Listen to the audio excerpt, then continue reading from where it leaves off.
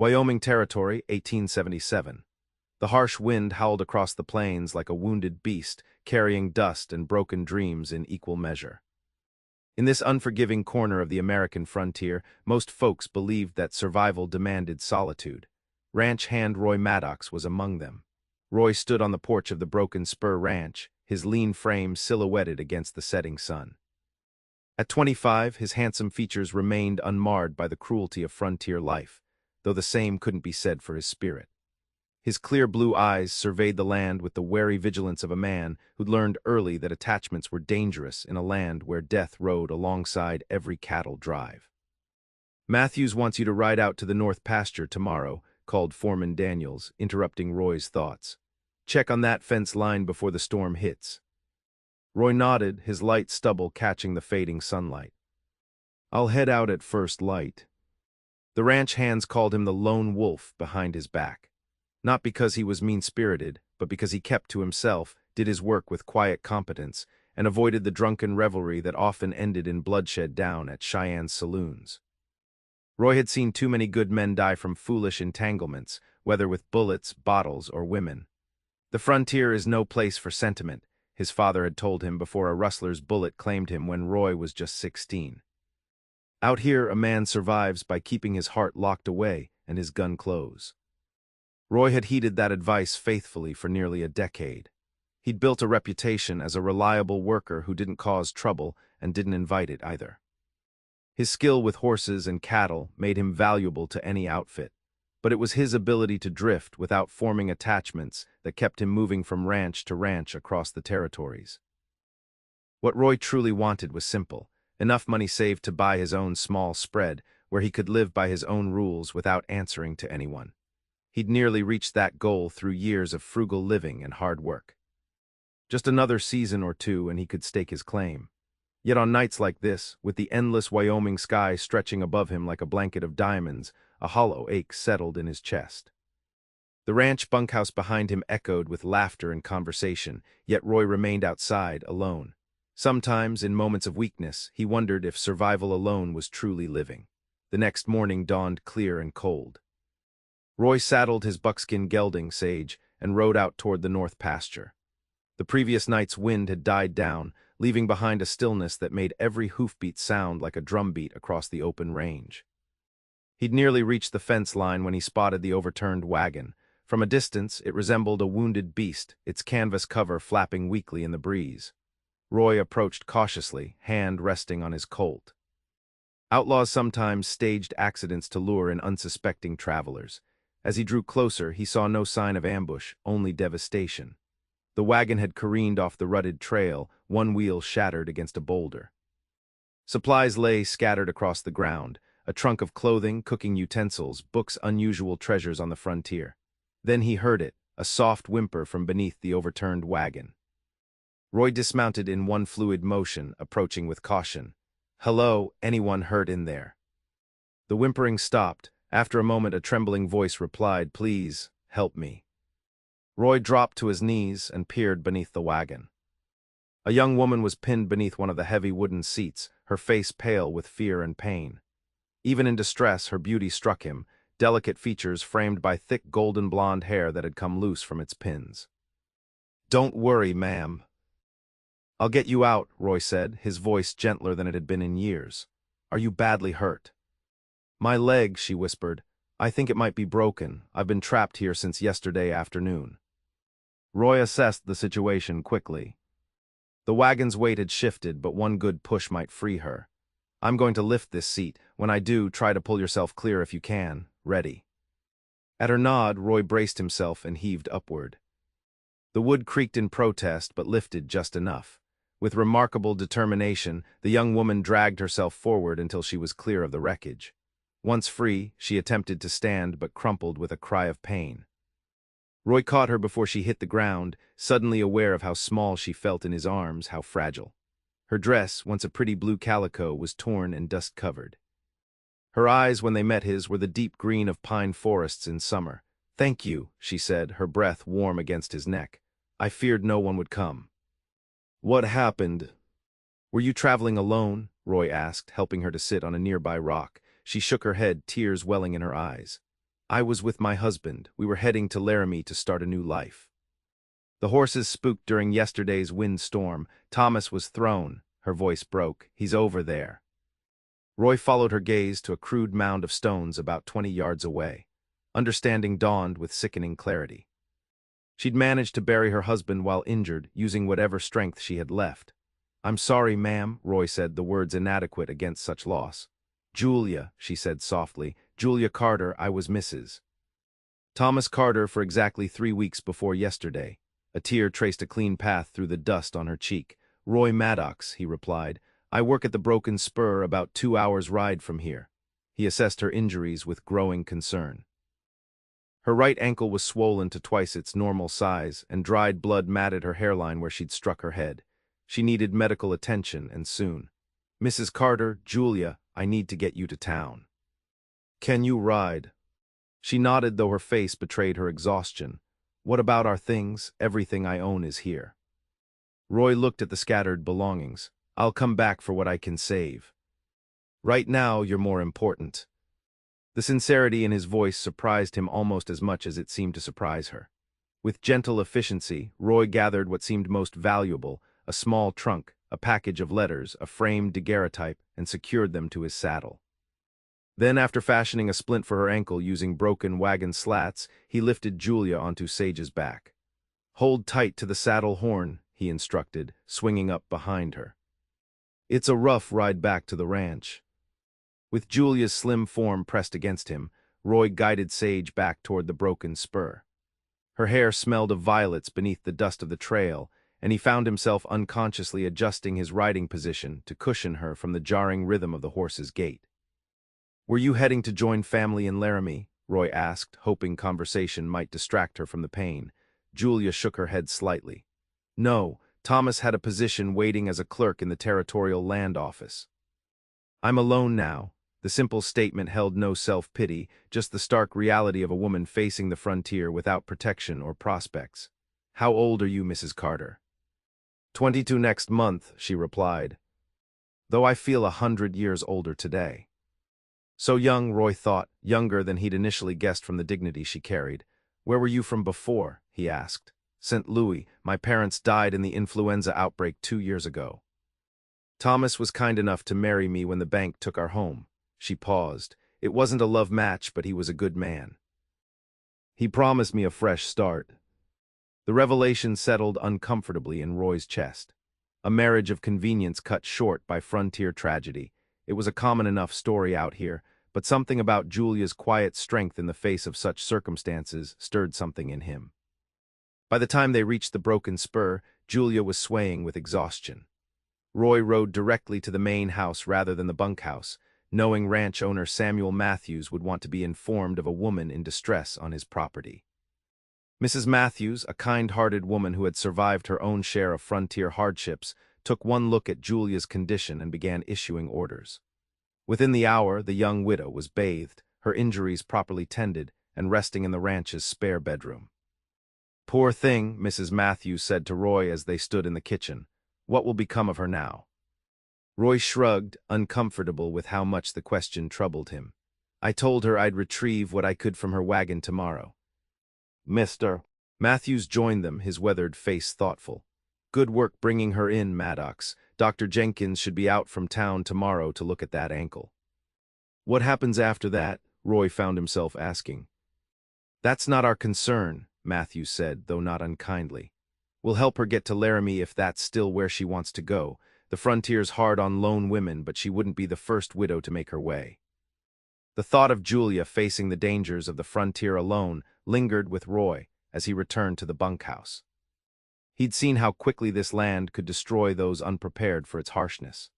Julia Carter had the misfortune of learning that lesson on her very first days in the territory. The next morning, Roy rode back to the wagon with 2 other hands. They salvaged what they could: clothing, kitchenware, books, and personal items, loading everything into the ranch wagon they'd brought along. Roy found himself oddly protective of Julia's possessions, carefully wrapping a porcelain figurine that had somehow survived the crash. When they reached the grave marker, Roy removed his hat and stood silent for a moment. The other men did the same, a frontier respect for the dead that transcended personal connection. "Poor bastard," muttered one of the hands. "Barely made it to Wyoming before the territory claimed him." Roy nodded grimly. He gathered stones to reinforce the crude marker, conscious that this man, this stranger, had been someone Julia had tied her future to, however practically. Upon their return, Roy found Julia sitting on the front porch of the main house, her splinted leg propped on a stool. The doctor had come and gone, pronouncing her ankle badly sprained but not broken. Color had returned to her cheeks, and her golden hair was neatly braided down her back. She wore a borrowed dress that hung loosely on her slender frame. "Mr. Maddox," she said, her eyes lighting with recognition. "Mrs. Matthews said you went back for our things. That was extraordinarily kind." Roy felt an unfamiliar warmth spread through him at her smile. "Just doing what needed doing, ma'am," he gestured to the wagon. "We got most of it. I'm sorry about your husband's grave. I marked it better so you can find it again if you want to visit." Tears welled in her eyes, but she blinked them away quickly. "Thank you, Thomas would appreciate that dignity." She paused, her hands twisting in her lap. "Mr. Matthews says I can stay until I'm healed enough to travel, then they'll take me to Laramie." "Is that what you want?" Roy asked, surprising himself with the directness of the question. Julia looked out across the ranch toward the distant mountains.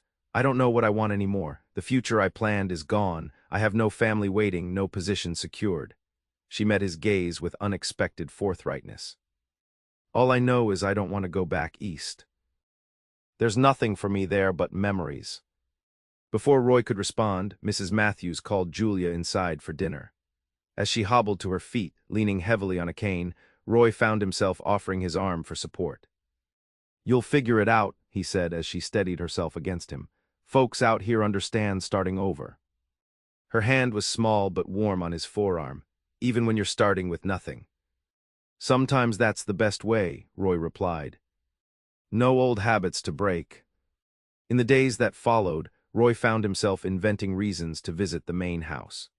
He offered to repair a broken step, brought fresh-cut firewood, and volunteered to drive Julia to town when she needed to file official papers regarding her husband's death.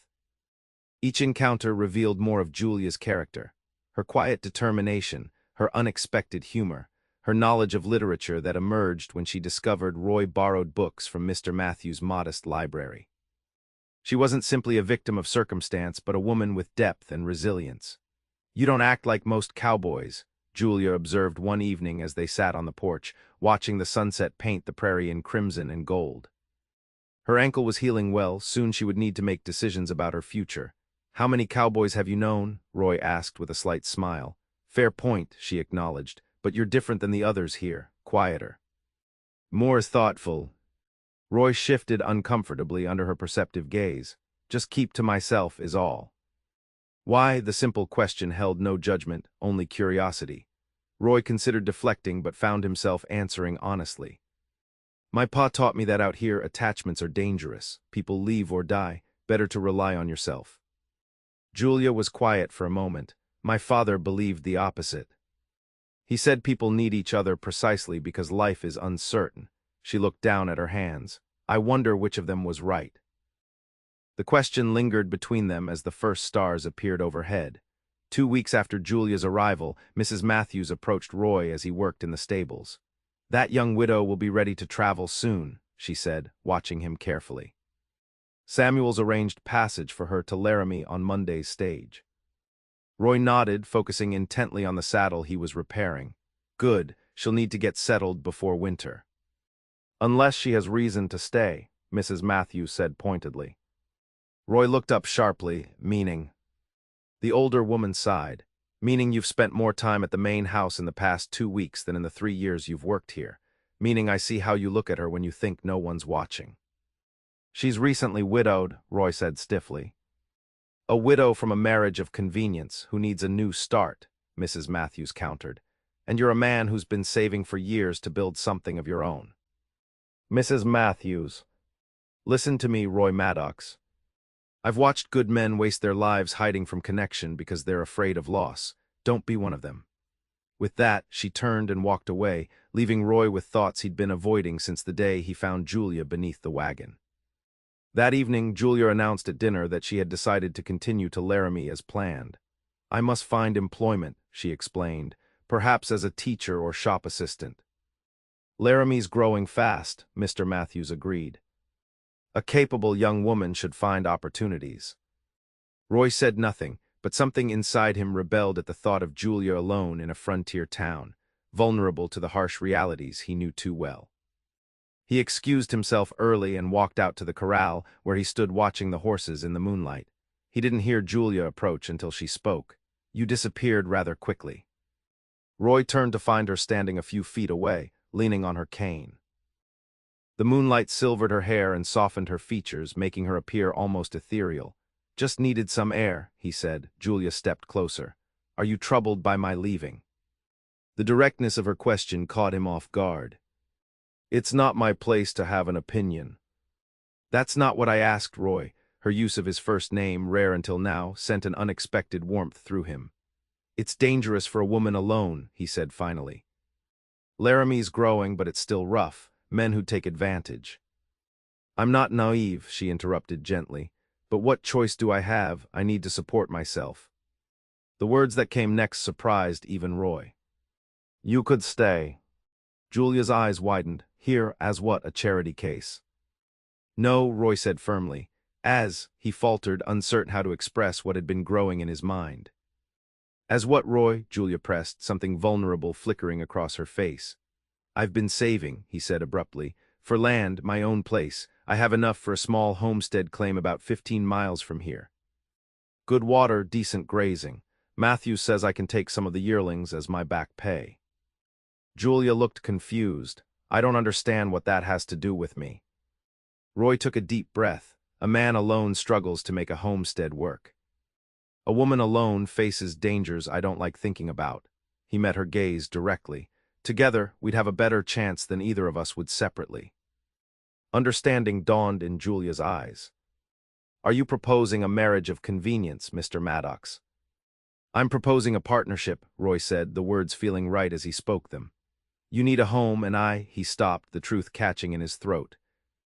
"And you," Julia prompted softly. "And I need something I didn't know I was missing until I found you under that wagon," Roy admitted. "Maybe it's what your father believed in, that connection matters, especially because life is uncertain." Julia studied him in the moonlight. "That sounds dangerously close to sentiment for a man who keeps to himself." "Maybe I've been wrong about a few things," Roy said. A small smile curved Julia's lips. "A practical arrangement between two people in need of fresh starts." "Yes," Roy nodded, then added, "with room to become something more if we find that's what we want." Julia was quiet for a long moment. "I barely know you," she said finally. "I barely know you either," Roy agreed. "But I know you have courage. I know you face hard truths without flinching. I know you read poetry and can name every constellation overhead." He gestured to the star-filled sky. "And I know I haven't slept well since Matthews mentioned you leaving." Julia's expression softened. "When would this partnership begin?" "I can file the land claim this week, build a cabin before winter. We could marry whenever you're ready." Roy felt strangely calm now that the words were spoken. "Or you can still go to Laramie on Monday, your choice freely made." "I'll need to think about it," Julia said. "It's not a decision to make in moonlight." Roy nodded, fair enough. As Julia turned to go, she paused. "Roy, thank you for seeing me as more than just someone to be rescued." 2 days passed with no mention of their moonlit conversation. Roy tried to focus on his work but found his thoughts constantly returning to Julia. Had he overstepped? Had he misread the connection he thought they shared? On Saturday evening, Mr. and Mrs. Matthews hosted a small gathering for neighboring ranchers. Such social events were rare on the frontier, treasured opportunities for isolated settlers to enjoy company and share news. Roy usually avoided these gatherings, but tonight he found himself clean-shaven and wearing his best shirt as he entered the main house. He spotted Julia immediately, standing near the piano in a simple blue dress that brought out the color of her eyes.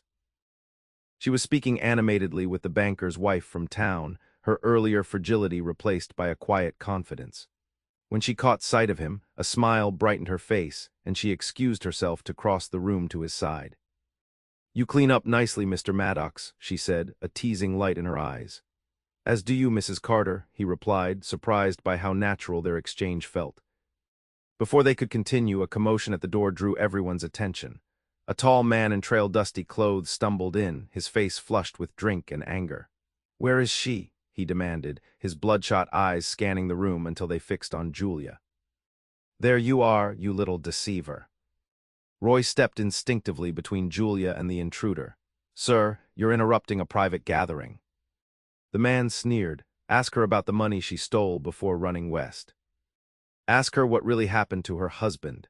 He made exaggerated quotation marks with his fingers. Mr. Matthews stepped forward. "Mister, I don't know who you are, but you need to leave my home." "Name's Victor Sloan," the man spat. "I followed their trail from St. Louis. Thomas Carter was my business partner before that woman convinced him to embezzle from our company and flee west with her." Julia had gone deathly pale. "That's not true," she whispered.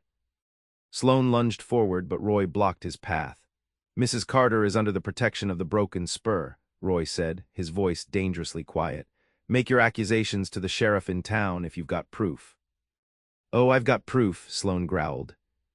"And I've got the sheriff's deputy waiting outside. We're taking her back to St. Louis to face charges." Sure enough, a uniformed deputy appeared in the doorway, looking uncomfortable. "Mrs. Julia Carter, I have a warrant for your arrest on charges of theft and suspected involvement in the death of Thomas Carter." The room erupted in whispers. Roy felt as though the floor had fallen away beneath him. He turned to Julia, whose eyes were wide with fear. "I didn't steal anything," she said, her voice barely audible, "and I certainly didn't hurt Thomas. The wagon accident was real." "Then why was Thomas shot in the back?" Sloan demanded. "Your burial was mighty convenient." Roy's mind raced. He'd seen the grave, but not the body. Could Julia have lied about everything? The doubt must have shown on his face, for Julia's expression crumpled. "Roy, please," she pleaded. "I swear I'm innocent." Before he could respond, the deputy stepped forward. "Mrs. Carter, you'll need to come with me. We'll sort this out properly in town." Mrs. Matthews spoke up. "Surely you won't make her travel at night." "Let her remain here under guard until morning." The deputy hesitated, then nodded. "First light, then," he turned to Sloan. "You can get a room at the hotel in town." Sloan glared but complied, following the deputy out. As the door closed behind them, all eyes turned to Julia. "I didn't kill anyone," she said, her voice stronger now. "Thomas was embezzling, but I knew nothing about it until Sloan confronted us the night before we left St. Louis. Thomas admitted taking the money, but said Sloan had been stealing far more. They fought. We fled that night." "And the gunshot wound Sloan mentioned?" Mr. Matthews asked gently. Julia shook her head. "There was no gunshot.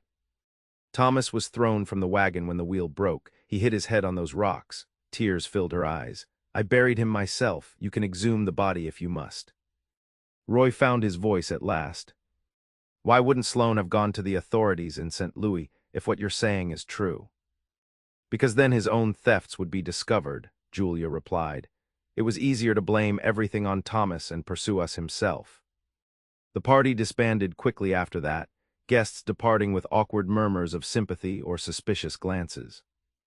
Mrs. Matthews led Julia upstairs to rest, while Mr.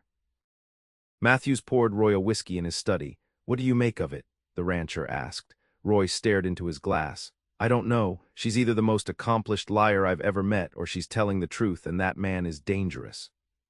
"You care for her," Matthews observed. "That complicates things." "I offered to marry her," Roy admitted. "Before all this, a partnership I called it." Matthews raised an eyebrow. Bold move for a man who avoids entanglements.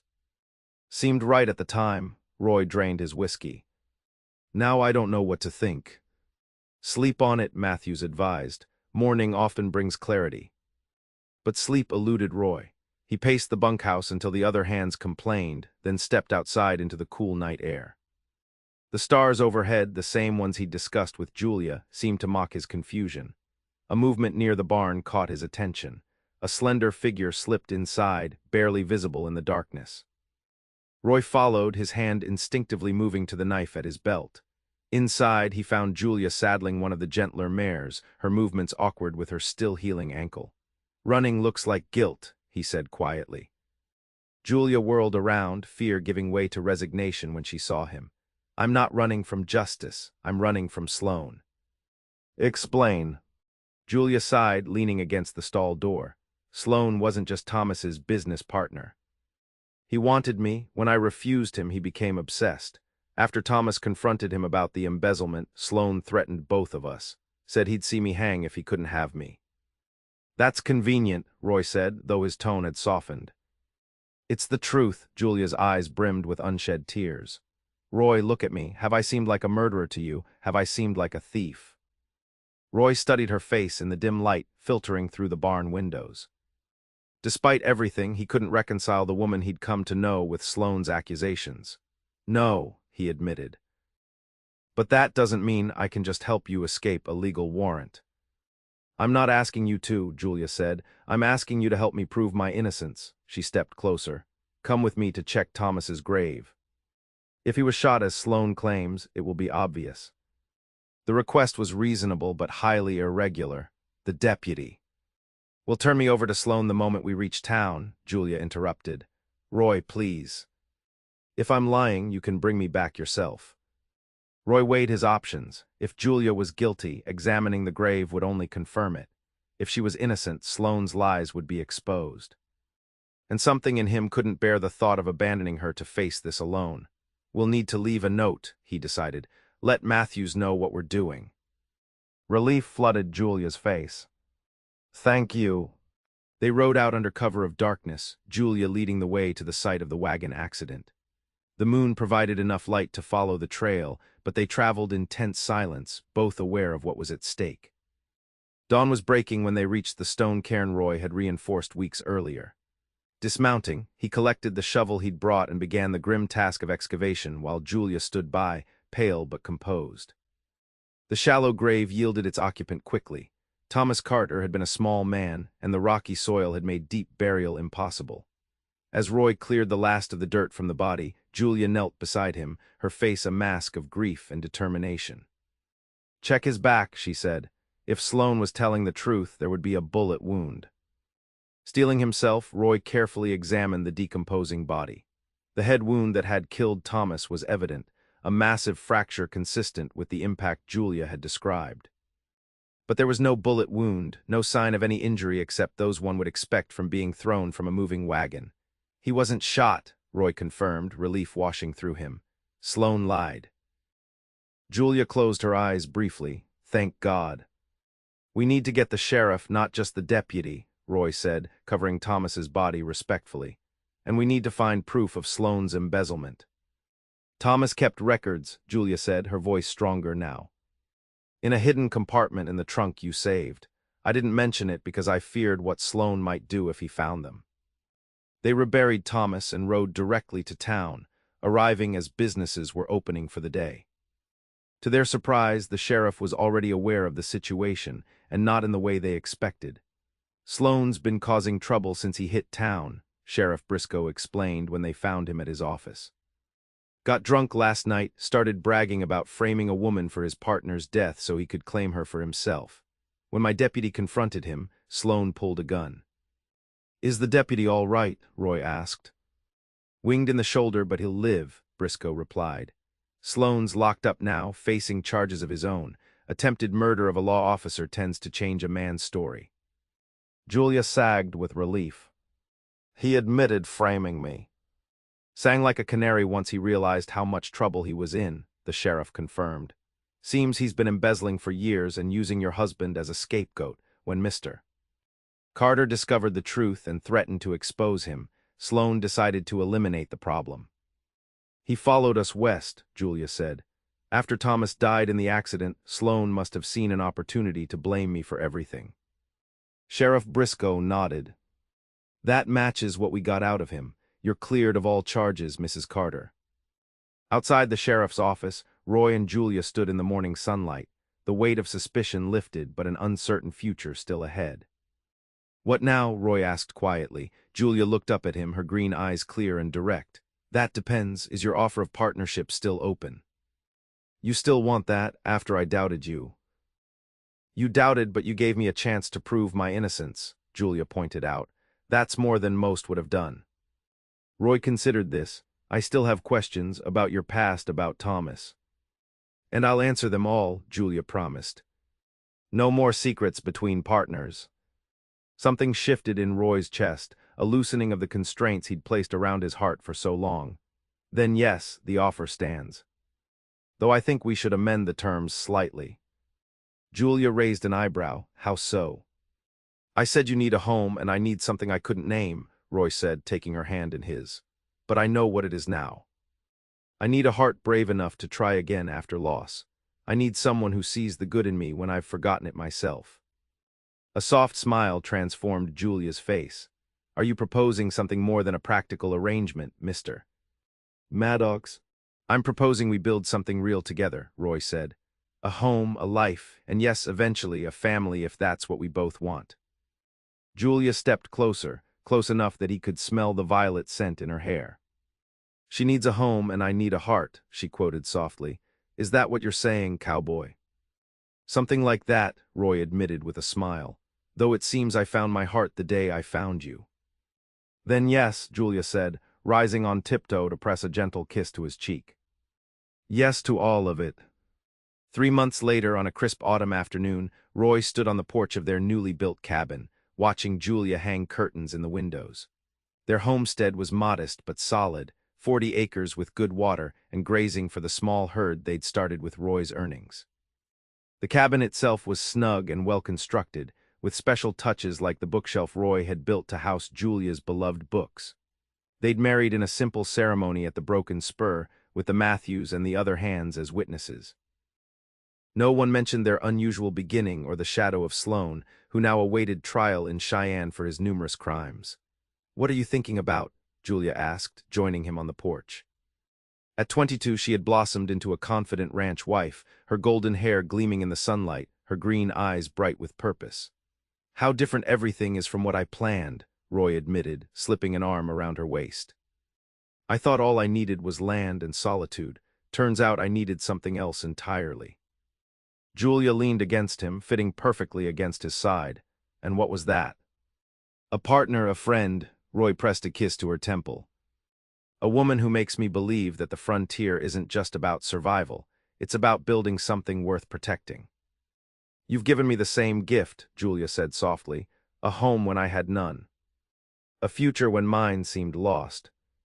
From inside came the bubbling sound of stew simmering on the stove, the aroma of fresh-baked bread wafting through the open door. Their first winter together stretched ahead, months of isolation in their snug cabin as snow blanketed the Wyoming rangeland. But neither feared the coming season or the challenges it would bring. I love you, Julia Maddox, Roy said, the words coming easily now after months of marriage had taught him the freedom that came with opening his heart. And I love you, Roy Maddox, she replied, more than I ever thought possible when you pulled me from beneath that wagon.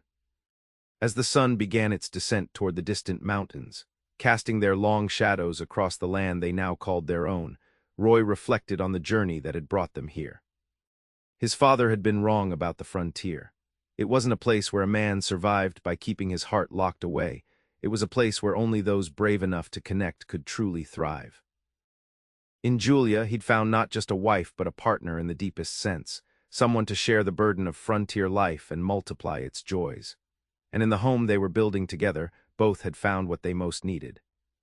A place to belong, a love to sustain them through whatever challenges the frontier might bring, and the promise of a future brighter than either had dared to imagine alone.